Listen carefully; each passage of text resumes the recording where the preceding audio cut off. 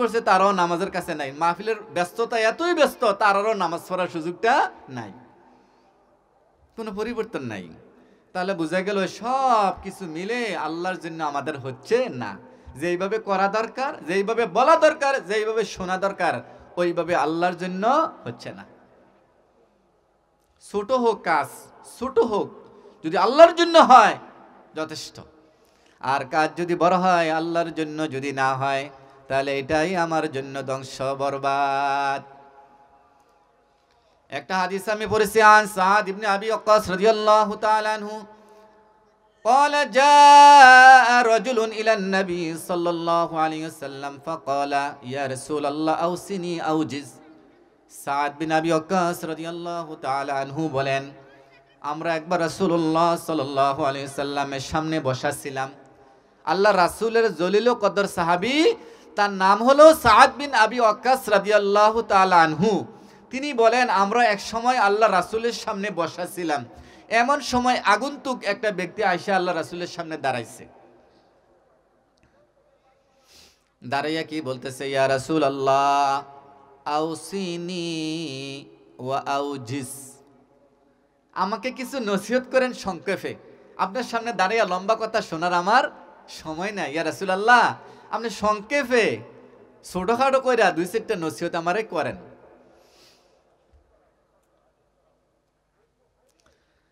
আল্লাহ রাসূলুল্লাহ সাল্লাল্লাহু আলাইহি ওয়াসাল্লাম বললেন, আলাইকুম বিল আয়াস মিম্মা ফি আইদিন নাস। এক নাম্বার শোনো শোনো আমার সাহাবী, আলাইকুম বিল আয়াস, মানুষের প্রতি কোনো ভরসা করিও না, মিম্মা ফি আইদিন নাস, কোনো মানুষের প্রতি কোনো ভরসা করা যাবে না। আমার যদি রোগের সমস্যা হয়, মানুষে টাকা দিবে, সেবা করবে, আশা তুমি করিও না। প্রথমেই তুমি আল্লাহকে বলো, আল্লাহ আমার রোগ হয়েছে, আমার জ্বর হয়েছে, আমার ফোড়া হয়েছে, আল্লাহ আমি অসুস্থ, তুমি আমাকে শিফা দান করো। আল্লাহ খুশি হয়ে যায়, বান্দা আমার কাছে আগে চাইছে। ঠিক নি? যদি দুনিয়ার কোনো মানুষের কাছে গিয়া কোন ভাই তোমার কাছে প্রথম কথাটা কইলাম বা তোমার দাওয়াতটা আগে দিলাম, সে খুশি হয়নি, খাইছিরি আমি তার কত আফন্তে আমার কাছে আগে আইছে। ঠিক নি? আল্লাহর কাছে আগে গেলে আল্লাহ খুশি হয়। আমরা কি আল্লাহর কাছে আগে যাই? দুনিয়ার মানুষের কাছে ঘুরতে ঘুরতে পাউডা ভাঙ্গিয়া গেছে, আর কোনো উপায় নাই, আর পাই না কেউতে। এরপরে কে আল্লাহ কেউ কাছে তো পাইলাম না, আবার তুমি দাও। আল্লাহ কেউ তো আমার কথাটা রাখলো না, আল্লাহ তুমি দাও। দেখছেন নি? তখন আল্লাহ কি রাগ করে? আল্লাহ তখনও রাগ করে না। আল্লাহ বলে, বান্দা আমার কাছে আইছে দাও। আল্লাহু আকবার। বলছিলাম, বনি ইসরাইলের এক ব্যক্তি সারা জীবন বড় গুনাহ করেছে, এমন কোনো গুনাহ নাই সে করে নাই। 60 বছর একাধারে সে গুনাহ করেছে, যত নাফরমানি, যত বড় গুনাহ আছে সমস্ত গুনাহ করছে। গুনাহ করতে করতে নিজের জীবনটা একবারে শেষ করে ফেলেছে। জীবনের শেষ মুহূর্তে এসে তার এমন অবস্থা হয়েছে, এখন তার চোখের জ্যোতি নষ্ট হয়ে গেছে, বাক শক্তি চলে গেছে, এখন সে কথা বলতে পারে না, প্যারালাইজড, হাতেও ধরতে পারে না, পায়েও হাঁটতে পারে না, স্ট্রোক করে ফেলছে, চোখেও দেখে না, হাতুরা বেঙ্গুরা যা আছে সমস্ত সমস্যার সম্মুখীন। চলতেও পারে না, বসতেও পারে না, খাইতেও পারে না, কথা বলতেও পারে না, শুনেও না, চোখে দেখেও না, সব শেষ, জীবন শেষ নেই। এখন বিছনায় পড়ে থাকে। তার এই অবস্থা দেখে ছেলে গেছে, মেয়েও গেছে, বউও গেছে, আত্মীয় স্বজন সবাই তাকে ছেড়ে চলে গেছে, কেউ এখন আর তার পাশে নাই। এই লোকটা যে এখন মনে চায়, হারে আমি তো সুস্থ ছিলাম, সবল ছিলাম, নামাজ তো পড়লাম না, কি করলাম। এখন তো মনে চায়, কিন্তু নামাজ পড়ার শক্তি নাই, রুকু করতে পারে না, সেজদা করতে পারে না, দাঁড়াইতে পারে না, কেমনে নামাজ পড়বো। সম্পদও নাই হাতে, যখন সম্পদ ছিল তখন দান করে নাই, এখন মনে চায়, লাভ কি, এখন তো তার কিচ্ছু নাই, বুঝেছিনি, কিচ্ছু করার নাই। এই মুহূর্তে সে কোনো রকম বিছনার মধ্যে পড়ে আছে, কোনো রকম একটু কাত হইছে, রুকু করবে, সেজদা করবে সেই তৌফিক নাই, ওযু করবে সেই শক্তি তার নাই, কোনো রকম সে একটু কাত হইছে, কাত হইয়া কপালটা পুরাটা সামনে সামনে লাগাইতে পারে না, উবুত হইতে পারলে না, এমনি এরকম কপালটা লাগাইতো, এমনি শুইয়া চেহারাটা একটু বাঁকা করিয়া গালডার কপালটা কোনো রকম একটু জমিনের মধ্যে লাগাইছে, লাগাইয়া বলতেছে, আল্লাহ আমার একটা সেজদা দেওয়ার আল্লাহ খুব ইচ্ছা, আমি তো সেজদা দিত আমি পারি না, আল্লাহ আমার ছেলে চলে গেছে, মেয়ে চলে গেছে, আমার স্ত্রী চলে গেছে, আমার আত্মীয় স্বজন আপনজন কেউ আমার পাশে নাই। আল্লাহ আমি কিছুই করতে পারি না, কেউ আমার কোনো কথা শোনে না, কাউকে আমি কিছু বলতে পারি না। আল্লাহ মূল্যবান জীবনটা তো আমি নষ্ট করে দিয়েছি গুনাহ করতে করতে। আল্লাহ তুমিও যদি আমাকে বলে যাও, আল্লাহ তুমিও যদি আমার কথা না শোনো, তা আমার উপায় কি? আমার এই জীবনও শেষ, আল্লাহ পরকালও তো শেষ। আল্লাহ সবাই তো রাগ করে চলে গেছে স্বার্থপরের মতো, আল্লাহ তুমিও কি চলে যাইবা? মনে মনে আল্লাহর কইতেছে, আল্লাহ তুমি কি আমার কথাটা শুনতা না? আল্লাহ তুমি যদি না শোনো, এখন আমি কও, তুমি কও, আল্লাহ আমি এখন কার কাছে যাইতাম কও? দুনিয়ার কোনো জায়গা আমার আর নাই, কেউ আর আমার কাছে আসে না। আল্লাহ তুমি যদি কও না, আমিও তোর কথা শুনতাম না, আল্লাহ আর আমার তো যাওয়ার কোনো রাস্তা নাই। আচ্ছা আল্লাহ যদি ফিরে দেয়, আর কোনো কথা আসেনি? আল্লাহ পাক গায়েবী ভাবে ওই বান্দাকে আল্লাহ বলে দিলেন। ওমর ফারুক সন্দীপী হুজুর দামাত বারাকাতুম বয়ানের মধ্যে কথাটা বলছেন। আল্লাহ পাক গায়েবী ভাবে ওই বান্দাকে বলে দিলেন, বান্দা আমি বলি নাই, হ্যাঁ আমি আছি। আল্লাহু আকবার। দেখছেন কেমন আল্লাহ? আল্লাহ কি ছাড়ে? আল্লাহ রাগ করে? আল্লাহ অভিমান করে? আল্লাহ বলে না, সবাই ভুলে গেছে। দেখছেন সবাই ভুলে গেছে। তো যে হাদিসটা আমি বলছিলাম, দুই সেটটা আমরা হাদিসের কথা শুনি, কি কন? শুনবেন তো ইনশাল্লাহ? আচ্ছা, যারা তৌফিক দিছে তারা আসছে, যারা তৌফিক দেয় নাই তারা আসতে পারি নাই। আসা উচিত কিনা? এখন যদি মেজবান দাওয়াত দিয়ে ঘর থেকে আপনি বাড়িয়ে যে জ্ঞান, তো জিনিসটা কেমন হয়? আপনি দাওয়াত দিলেন সবারে, দাওয়াত দিয়ে আপনি ঘরের মধ্যে নাই, সবাই খাইতে বসছে, ঘরের মালিক নাই, এটা অপমান হলো নি কন? আমরা ওলামা কেরাম যারা আসছি, আমরা দূর থেকে আইছি, একটু দূর থেকে আইছি, অন্য মহল্লা থেকে আসছি, আমরা আপনাদের মেহমান, আপনার ঘরে আইসিও, আমরা আগে তো আপনার ঘরে আইছি, যদি আপনারা না আসেন এটা আমাদের অপমান, ঠিক না? এই জন্য আপনারা যারা আছেন সবাই চলে আসেন, মেহমানদারি পরেও করা যাবে। এই মাহফিল কালকে থাকবে না, মেহমান থাকবে, ঠিক না? বেহেশতের বাগান সব সময় থাকবে না। এই জন্য আপনারা মেহরবানি করে আমি অনুরোধ করছি, এখন যারা বাকি আছেন সবাই মাহফিলে চলে আসেন। সবাইকে আল্লাহ পাক আসার তৌফিক দান করেন, সকলে বলি আমিন। তো আল্লাহ রাসূল সাল্লাল্লাহু আলাইহি ওয়াসাল্লাম কি বললেন? ইয়াকুম আলাইকুম বিল আইয়াস মিম্মা ফি আইদিন নাস, দুনিয়ার মানুষের প্রতি কখনো কোনো ভরসা করিও না। ছেলে দিল না, মেয়ে দিল না, পাড়া পড়শি আমারে দিল না, নেতাই দিল না, খেতাই দিল না, না এই আশা করিও না। যা দরকার সব সময় চাইবা কার কাছে? আল্লাহর কাছে। টাকা নাই, কার কাছে চাইবো? আল্লাহর কাছে। ছেলে দেয় না, মেয়ে দেয় না, চাইবো কার কাছে? আল্লাহর কাছে। ঘরে খানা নাই, চাইবো কার কাছে? আল্লাহর কাছে।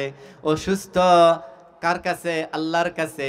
আমাকে অপমান করছে, লাঞ্ছিত করছে, সে আমার অত্যাচার করছে, জিতে নাই, সে জিতে নাই, কারণ আল্লাহ আমার সাথে আছেন। কার কাছে বলবো?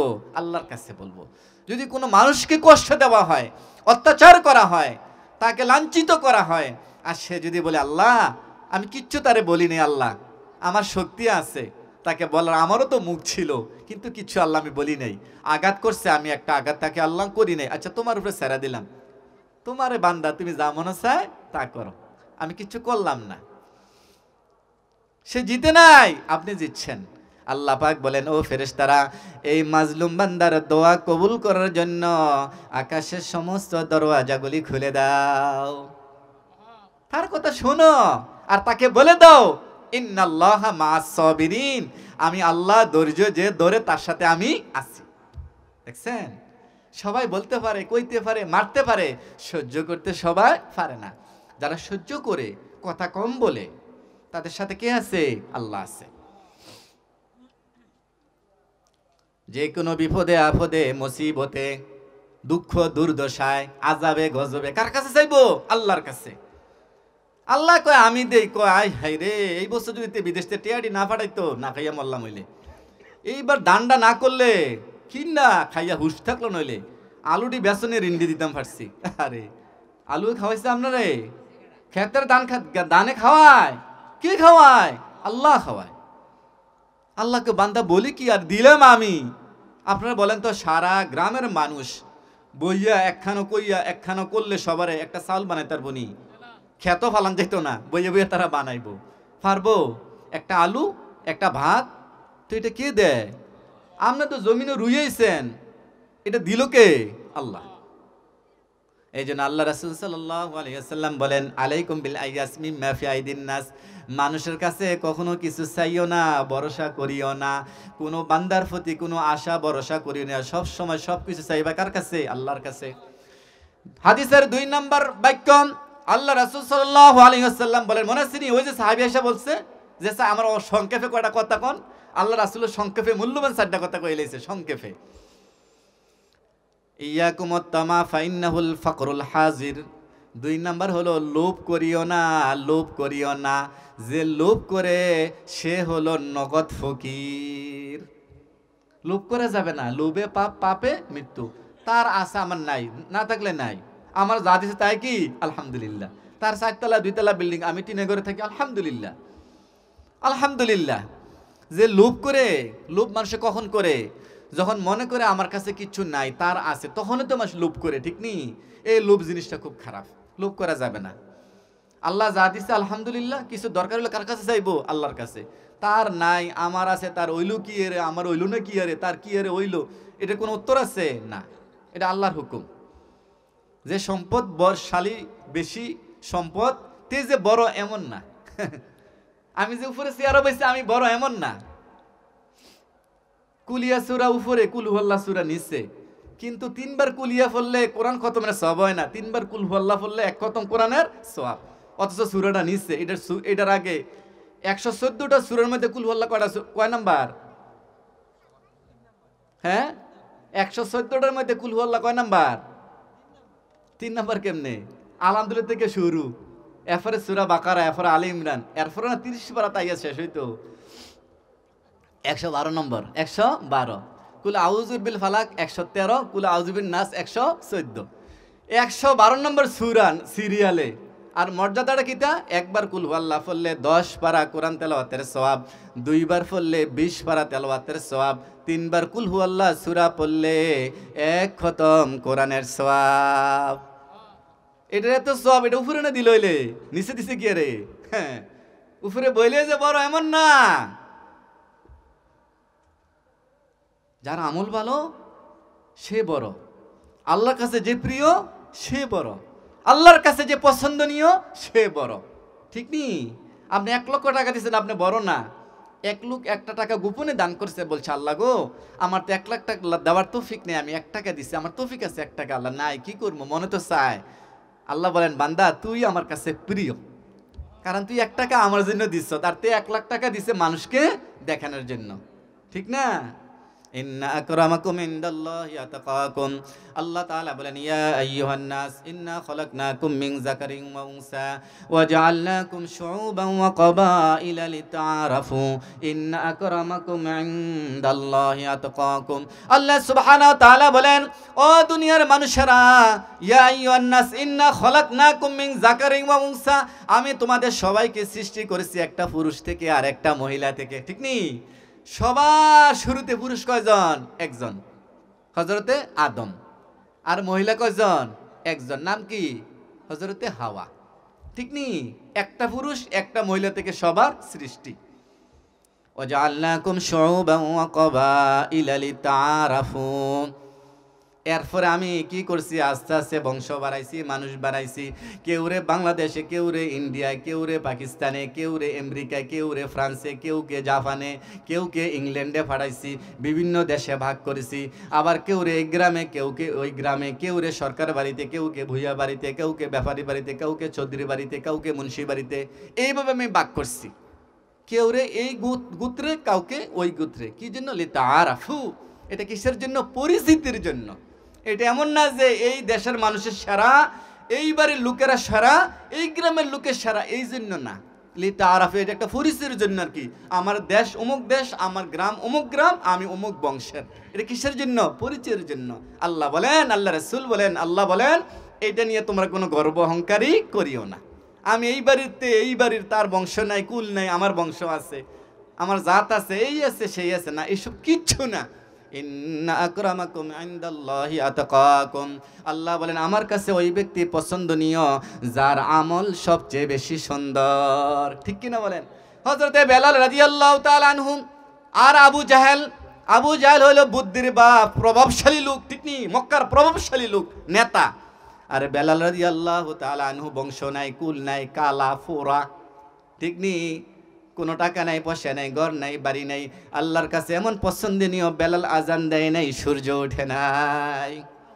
আল্লাহ রাসূল বলেন, হে বেলাল, আমি যখন জান্নাতে যাই দেখি তুমি আমার সামনে, আমি মেরাজে যখন যত জায়গায় বিচরণ করি দেখি আমার সামনে, তুমি আমার সামনে, এত মর্যাদা কেন? তুমি কি করো? বেলাল বলে, ইয়া রাসূলুল্লাহ, আমার কি আমল, আমি এমন কি করি, আমি আপনাকে ভালোবাসি, আল্লাহ রাসূলকে আমি ভালোবাসি, অজু না থাকলে আমি অজু করি, যখন অজু করি আমি 2 রাকাত নামাজ পড়ি। এত অত্যাচার, এত জুলুম তার উপরে করেছে, তারপরও সে বলছে আল্লাহু আহাদ। জীবনের এক ফোঁটা রক্ত থাকতেও আমি আল্লাহকে বলতে পারবো না, ইমান ছাইরা দিমু, আল্লাহ রাসূলকে আমি বলতে পারবো না আল্লাহু আহাদ, আল্লাহ কুল হুয়াল্লাহু আহাদ আল্লাহুস সামাদ, আল্লাহ এক, অমুখাপেক্ষী। এই জন্য কিয়ামতের মাঠে আল্লাহ রাসূল বলেন, বেলাল দুনিয়া যেমন আমার সঙ্গী ছিল, কিয়ামতের মাঠেও আমার সঙ্গী থাকবে। আল্লাহ রাসূল যেই সাওয়ারের মধ্যে বসা থাকবেন, এই সাওয়ারের লাগাম থাকবে, রশি থাকবে বেলালের হাতে। বেলাল সামনে হাঁটবেন, আল্লাহ রাসূল সাওয়ারের উপর বসা থাকবেন। বেলাল জান্নাতে আগে যাবে, রশি টান দিবে, তারপর আল্লাহ রাসূল যাবে। বেলালের মর্যাদা আল্লাহ রাসূল থেকে বেশি না, কিন্তু ওই যে রাহাবর যে পথ দেখাইনাতে সামনে থামান লাগে না, আল্লাহু আকবার, দেখছেন?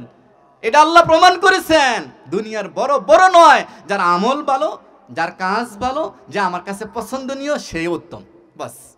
এবার তার টাকা থাকুক আর না থাকুক। কি বলছিলাম হাদিসটা? আল্লাহ রাসূল সাল্লাল্লাহু আলাইহি ওয়াসাল্লাম বলেছেন, আলাইকুম বিল্লাহি মিম্মা ফি আইদিন নাস। 2 নাম্বার কি বলছিলাম? 1 নাম্বার হলো মানুষের প্রতি কোনো ভরসা করিও না, আরেকটা বলছিলাম কোনো লোভ করা যাবে না, কোনো লোভ করা যাবে না। 3 নাম্বার হাদিসের 3 নাম্বার অংশ, ওয়াসাল্লি সালাতাকা ওয়া আনতা মুআদ্দাউন। আল্লাহ রাসূল বলছেন, সংক্ষেপে বলে আমার বড় ভাই এসে গেছেন, আল্লাহ রাসূল বলছেন, তুমি এইভাবে প্রতিটি নামাজ পড়ো আর মনে মনে ভাবো যে এই নামাজটাই আমার জীবনের শেষ নামাজ। কেউ যদি এমনভাবে নামাজ পড়ে আর মনে মনে, আল্লাহ গো, আমি এশা পড়তেছি, আমি তো জানি আমি আর ফজরের আগে আর থাকবো না, চলে যাব, আমার মৃত্যু হয়ে যাবে, তার নামাজটা কেমন হবে কন্ত? কত সুন্দর হবে। নামাজ পড়ে আল্লাহ ভালো জানে কয়েকজনের নামাজ যে কবুল হয়, কি করে বজু, কি করে নামাজ, কেমনি কি করে রুকু করে, কি সাজদা করে, কি এক রাত পড়তে পড়তে আমরা 3-4 রাকাত পড়ে লাই, উঠে বসে কি করলা। আল্লাহ রাসূল বলছেন, সল্লু কামা রাআইতুমুনি উসাল্লি, আমি যেইভাবে নামাজ পড়ছি এইভাবে নামাজ পড়ো। যারা এইভাবে নামাজ পড়বে না তার নামাজ কবুল হবে না, এই নামাজের পরিবর্তন হবে না, বিনিময় পাবে না। নামাজের সাথে অলসতা করলে, অবহেলা করলে, নামাজের সাথে এই নামাজটা আসমান জমিনের মধ্যবর্তী শূন্যস্থানে গিয়ে পুরাতন কাপড় একটা নেকড়া ফুটলা বানাইয়া তার মুখের মধ্যে নিক্ষেপ করে আর নামাজটা বদ্ধ করে, আল্লাহ যে আমার সাথে তামাশা করছে তুমি তার বরবাদ করে দিও। এই জন্য অনেক মানুষ নামাজ পড়ার পরও সে কি হয়, লাঞ্ছিত হয়, অপমানিত হয়, কারণ তার নামাজটা যেইভাবে পড়া দরকার সেইভাবে সে নামাজ পড়ে নাই। 4 নাম্বার কথা, আল্লাহ রাসূল সাল্লাল্লাহু আলাইহি ওয়াসাল্লাম বলছেন, ইয়াকুম ওয়া মা তাজিরু মিনহু। 4 নাম্বার, এমন কাজ এমন কথা তুমি বলিও না যেই কথা এবং কাজের কারণে তোমাকে লজ্জা পেতে হয়। এটা মুমিনের গুণ। মুমিন কথা বলবে চিন্তা ভাবনা করে, যাতে পরে মাপ না চাইতে, ঠিক নি? অনেক লোক আছে কথা বেফাহাসা কথা বলে, যা মনে আছে মুখি দিয়া তাই বলে, পরে ভুল হয়ে গেছে মাপছে। এটা বলার দরকার কি, মাপ চাওয়ারে দরকার কি? হ্যাঁ, কোনো অজান্তে ভুল হয়ে গেলে যে আল্লাহ আমার ভুল হয়ে গেছে, এই জন্য বেশি কথা বলা যাবে না, অনর্থক কোনো কাজ করা যাবে না। এটা মুমিনের গুণ। قد أفلح المؤمنون الذين هم في صلاتهم خاشعون والذين هم عن اللغو معرضون। আল্লাহ তাআলা বলেন, মুমিন বান্দার বিশেষ গুণ হলো তারা বিনয়ের সাথে নামাজ পড়বে আর অনর্থক বেহুদা কথা কাজ থেকে তারা বিরত থাকবে। আর এই হাদিসটা বলে শেষ করে দেই। আর এক হাদিসের মধ্যে রাসূলুল্লাহ সাল্লাল্লাহু আলাইহি ওয়াসাল্লাম বলেন, এক ব্যক্তি আয়েশা, মুআজ বিন জাবাল বলেন, এক ব্যক্তি আয়েশা আল্লাহ রাসূলের সামনে দাঁড়াইয়া, তার শরীরের মধ্যে একটা অহংকারী পোশাক, রেশমি কাপড়ের জামা, আবার এটার মধ্যে আবার কারুকাজ। সে এমন একটা ভাব নিয়ে আইছে মজলিসের মধ্যে, মনে যে তার চেয়ে বড় আর কেউ নাই। আইয়া আল্লাহ রাসূলের সামনে দাঁড়াইছে, আর সাহাবারা তো বিনয়ের সাথে নম্রতার সাথে বসে আছে না সুন্দর করে, আইয়া আবার দাঁড়া রয়েছে, আবার বয় না। আর আইয়া কইতেছে গীতা, এই শোনো তোমরা, কার কথা শোনো? মুহাম্মদের কথা। মুহাম্মদের কথা কইলে শুনলে সম্পদ থাকতো না, ফকির হয়ে যাইবা। আর যেটি ফকির বইয়া রয়েছে এটি বড় হয়ে যাইব। কথাটা এমনি বলছে, যার গাড়ি নাই, সাওয়ার নাই, তার গাড়ি সাওয়ার হইব, যার আছে তার জাগিব। হ্যাঁ, তার কথা তোমরা শূন্য না। আল্লাহ রাসূল সাথে সাথে রাগে গুসে দাঁড়াই গেলেন, দাঁড়িয়ে তার জামায় বুকের জামায় ধরে টান দিলেন, টান দিয়ে বললেন তোমার মতো বেকুব এই দুনিয়ার মধ্যে আর কেউ নাই, তুমি বড় বেকুব না। হযরত নূহ আলাইহিস সালাম যখন মৃত্যুবরণ করে তার দুই ছেলেকে ডাকছে, ডাকে বলছে তোমাকে আমি দুইটা কথা বলে যে এটা আমার জীবনের শেষ নসিহত, দুইটা আদেশ করি আর দুইটা নিষেধ করি। কি বলছেন নূহ আলাইহিস সালাম? মৃত্যুর আগে তার দুই ছেলেকে বলছেন শোনো আমি দুইটা কথা বলে যাই, এটা আমার জীবনের শেষ নসিহত, দুইটা আদেশ আর দুইটা হলো কি নিষেধ, দুইটা করবা আর দুইটা ছাড়বা। এক নাম্বার হলো নিষেধ, এটা হলো এই শিরিক, ইন্না শিরকা লা যুলমুন আযীম, শিরিক করবা না, আল্লাহর সাথে কাউকে শরীক করবা না। আর একটা হলো অহংকার করিও না, অহংকার পতনের মূল। আসমান থেকে জমিন পর্যন্ত লাকড়ি থুবাইয়া আগুন জ্বালালে যেমন সমস্ত লাকড়ি শেষ হয়ে যায়, অহংকার করলে তার সমস্ত নেক আমল কি হয়ে যায়? বরবাদ হয়ে যায়। সব সময় মনে করতে হবে আমি ছোট, এই সমাজের মধ্যে আমার চেয়ে ছোট আর কেউ নাই, সবাই আমার চেয়ে ভালো, জ্ঞানী আমার চেয়ে ভালো সবাই, আমার এই আমলে কি খারাপ। এই কথা বললে আর কোনো সমস্যা নাই, কারোর সাথে ঝগড়া হবে না, কারোর সাথে কোনো আপনার মনোমালিন্য হবে না। তর্ক বিতর্ক লাগছে বলবেন ঠিক আছে ভাই আসলে আমারে মনে হয় আমি বুঝি কম তো, আমারে মনে হয় অন্যায়, থাক আমারে মাফ করে দেন, শেষ না? শেষ নেই? দেখছেন কত সুন্দর কথা। এক নাম্বার শিরিক করা যাবে না, দুই নাম্বার হলো অহংকারী করা যাবে না। আর দুইটা কথা বলছেন তোমরা বেশি করে লা ইলাহা ইল্লাল্লাহ পড়বা আর সুবহানাল্লাহি ওয়া বিহামদিহি এইটা পড়বা। লা ইলাহা ইল্লাল্লাহর মর্তবা নূহ আলাইহিস সালাম বলছেন আসমান জমিন এবং আসমান জমিনের মধ্যখানে যা কিছু আছে সব যদি একটা পাল্লায় রাখা হয়, লা ইলাহা ইল্লাল্লাহ যদি একটা পাল্লায় রাখা হয়, নূহ আলাইহিস সালাম বলেন যে লা ইলাহা ইল্লাল্লাহর পাল্লাটাই ভারী হয়ে যাবে। এরপরে আরেকটা তাসবিহ বলছেন সুবহানাল্লাহি ওয়া বিহামদি। নূহ আলাইহিস সালাম বলছেন এই সুবহানাল্লাহি বিহামদি সমস্ত মাখলুকের নামাজ, সমস্ত মাখলুকের জিকির, এবং এই সুবহানাল্লাহ বিহামদির উসিলায় আল্লাহ সমস্ত মাখলুকের রিজিক দান করেন। দেখছেন কত বড় কথা, যে এই তাসবিহর উসিলায় সমস্ত মাখলুকের রিজিকের কি হয়? ফয়সালা হয়। এই জন্য ইমাম বুখারী শরীফটা শেষ করছেন এই হাদিসটা দিয়া সুবহানাল্লাহি ওয়া বিহামদিহি সুবহানাল্লাহিল আযীম। পড়তে কোনো সময় লাগে? কষ্ট লাগে, টাকা খরচা হয়, এই বেহুদা কথা বলতে থাকে ঘন্টার পর ঘন্টা, একবারও কয় না সুবহানাল্লাহি ওয়া বিহামদি। এটা জানা দরকার কি না?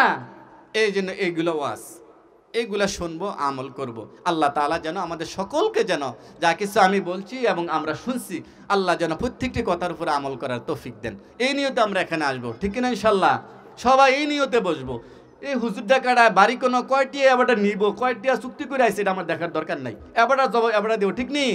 কথাগুলি কি বলছে ঠিক নেই? আমি একটা ইয়াদ মাহফিলে যাই প্রতি বছর, ফুলছুয়া, সাতপুর, বাকিলা, হাজীগঞ্জ, বাংলাদেশের বড় মুফতি আবু সাইদ সাহেব, ওনার ওয়াজে গেলে বৈশিষ্ট্য যার কি জানেন নেই, আধা ঘন্টা ওয়াজ করে একটা হুজুরকে দিয়া উনি একটা বিষয়ের উপর কথা বলে, এরপরে আবার 10 মিনিট বিরতি, আবার মাঠে বসেন, গুলইয়া বসা 10 মিনিট আপনারা মোজাকারা করেন। মানে কি আমনে কোন হুজুরে কি কইছে, তো একজনের শুনে শুনে আবার উনি আবার কয় আপনি কি বুঝছেন, আমনে কোন আমি কি বুঝছি আমি বলি। দেখছেন এই ওয়াজটা কিছুক্ষণ আবার মোজাকারা হয়, এরপর আবার 10 মিনিট পর আবার একটা চালু করে, এরপরে ওযু নামাজ প্র্যাকটিক্যালি মাঠে শিখায়, কবর বানাইয়া শিখাই দেয় সুন্নতি কবর কোনটা, কেমনে কাফন দাফন করবেন, এডি হচ্ছে ওয়াজ, ঠিক নেই? আর আমরা কি তখন এই মেলা টেলা এই সেই মেহমানদারি টাকা পয়সা মারহাবা টারহাবা এডি নিয়ে ব্যস্ত। আসলে মাহফিলটা কি, একটা আলেম আসছেন, কি কথাগুলি বলছেন, কি মানা দরকার, কি আমলের কিছু বিষয় আছে কিনা, এই নিয়ে কোনো আলোচনা আছে? এইভাবে ইনশাল্লাহ আমরা মাহফিলে আসবো, এই নিয়তে আসবো।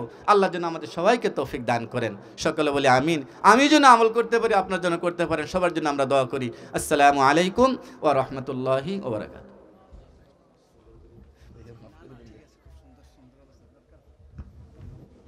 আলহামদুলিল্লাহ, হুজুর অসংখ্য সুন্দর বয়ান করেছেন। হুজুরের বয়ানের উপর আল্লাহ তাআলা আমল করার তৌফিক দান করুন। সম্মানিত এলাকাবাসী, এই মুহূর্তে আপনাদের সামনে বয়ান পেশ করবেন জনাব হযরত মাওলানা সফিউল্লাহ সাহেব, খতিব বরকামতা কেন্দ্রীয় শাহিদগাহ জামে মসজিদ। হুজুরকে হুজুরের বয়ান পেশ করার জন্য বিনীতভাবে অনুরোধ করছি।